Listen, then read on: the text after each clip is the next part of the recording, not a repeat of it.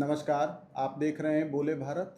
UP की बात मनीष के साथ में आपका बहुत स्वागत है। 17 अप्रैल को संसद में महिला आरक्षण बिल गिर गया और इसके साथ पूरे देश भर में अब भाजपा और उसकी विपक्षी पार्टियों के बीच घमासान देखने को मिलेगा। लेकिन 17 अप्रैल को ही लोकसभा में कुछ ऐसा भी घटित हुआ जिसकी वजह से ये चर्चा चल पड़ी है कि क्या भारतीय जनता पार्टी और समाजवादी पार्टी के बीच कोई अंदरूनी रिश्ता भी है। लोग अब इस बात की चर्चा करने लगे हैं कि इन दोनों के बीच का ये रिश्ता क्या कहलाता है। ऐसा इसलिए हुआ क्योंकि प्रधानमंत्री नरेंद्र मोदी ने सपा सुप्रीमो अखिलेश यादव को अपना अच्छा मित्र बताया और इसके एवज में कृतज्ञता ज्ञापित करते हुए अखिलेश यादव ने प्रधानमंत्री नरेंद्र मोदी की ओर हाथ जोड़कर उनका अभिवादन स्वीकार किया। मैं आपका बहुत आभारी हूं और अखिलेश जी मेरे मित्र हैं तो कभी कभी मदद कर देते हैं।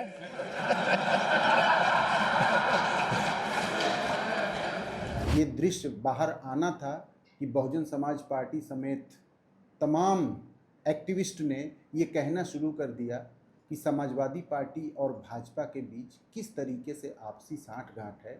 बसपा के कुछ लोगों ने तो सोशल मीडिया पे ये भी लिखा कि क्या समाजवादी पार्टी भारतीय जनता पार्टी की बी टीम हो गई है। लेकिन सवाल उठता है, भारतीय जनता पार्टी और समाजवादी पार्टी तो कम से कम यूपी में आमने सामने की पार्टियां हैं। पिछले 2 चुनाव से इन्हीं दोनों पार्टियों के बीच टक्कर होती आ रही है और अब 2027 के चुनाव में मैदान में यही दोनों पार्टियां आमने सामने हैं।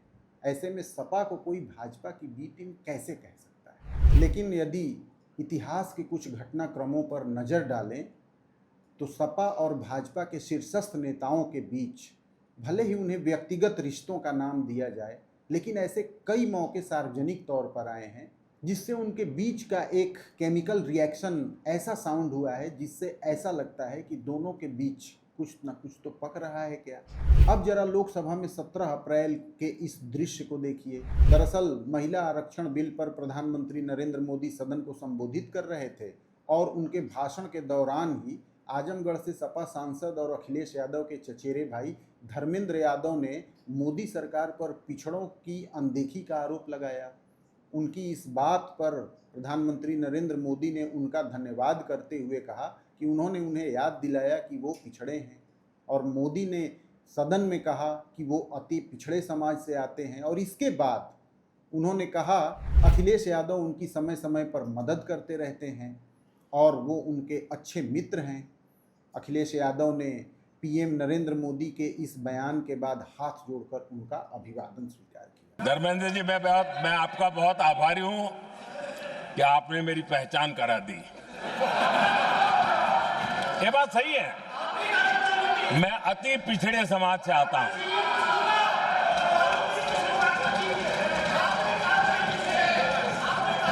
धर्मेंद्र जी मैं आपका बहुत आभारी हूं और अखिलेश जी मेरे मित्र हैं तो कभी कभी मदद कर देते हैं। लेकिन ऐसी ही घटना 7 साल पहले भी लोकसभा में घटित हो चुकी है। बस बोलने वाले और सुनने वाले के बीच का अंतर था। 7 साल पहले जब 16वीं लोकसभा का समापन हो रहा था 2019 में, उस समय मुलायम सिंह यादव सदन को संबोधित कर रहे थे और उन्होंने प्रधानमंत्री के बारे में ये कहा कि जब भी वो किसी काम के लिए प्रधानमंत्री के पास गए उन्होंने तुरंत वो काम किया। प्रधानमंत्री ने सबका ख्याल रखा है।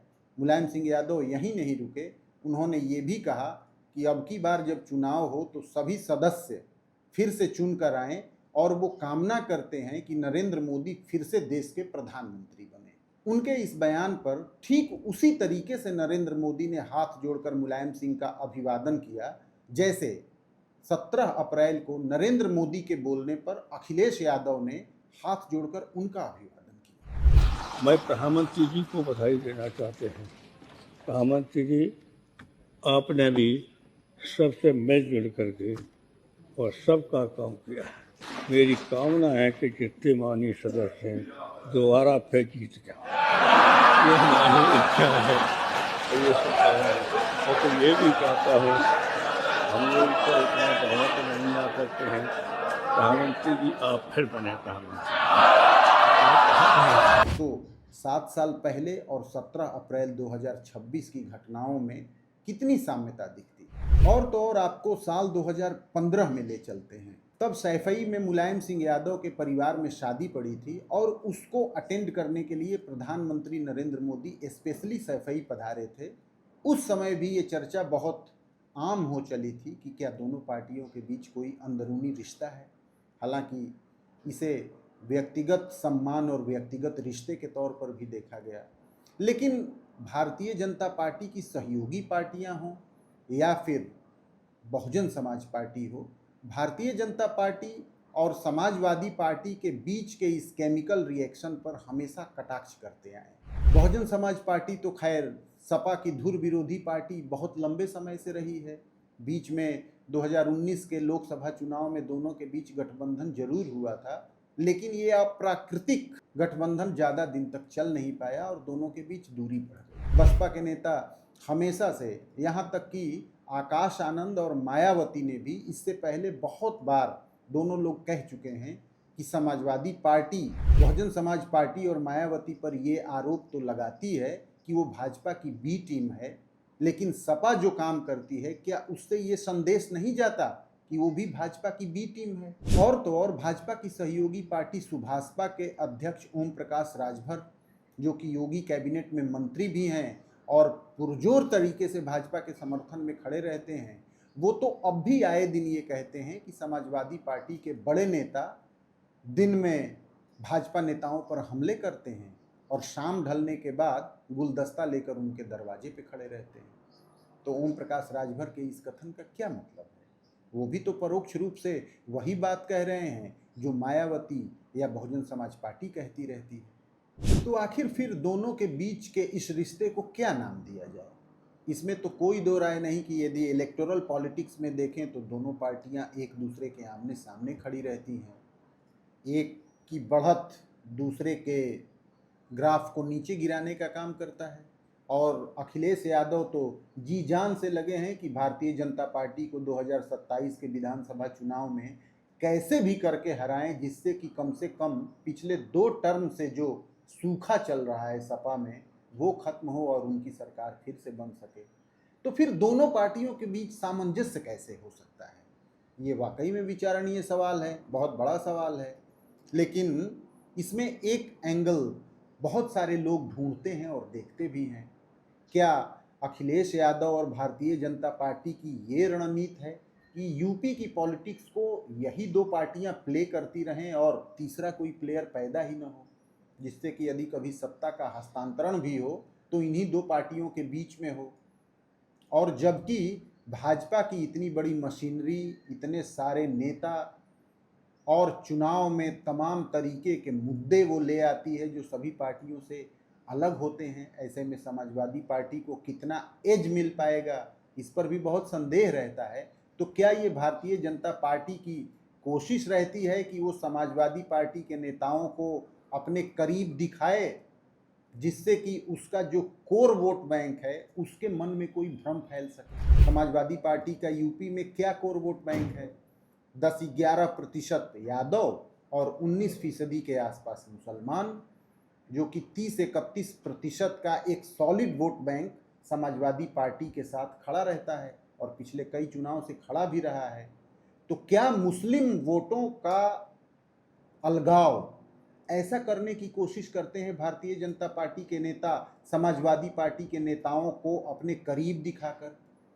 क्योंकि जितना समाजवादी पार्टी के नेताओं ने भाजपा से अपनी करीबी नहीं दिखाई है, उससे कहीं ज़्यादा भाजपा के बड़े नेताओं ने समाजवादी पार्टी से समय समय पर करीबी दिखाई है। तो अब सवाल उठता है कि क्या बीजेपी के बड़े नेताओं की ये कोई सोची समझी रणनीति है जिसके तहत वो ऐसा करते हैं, से मुस्लिम वोट बैंक में कोई भ्रम की स्थिति पैदा हो जाए?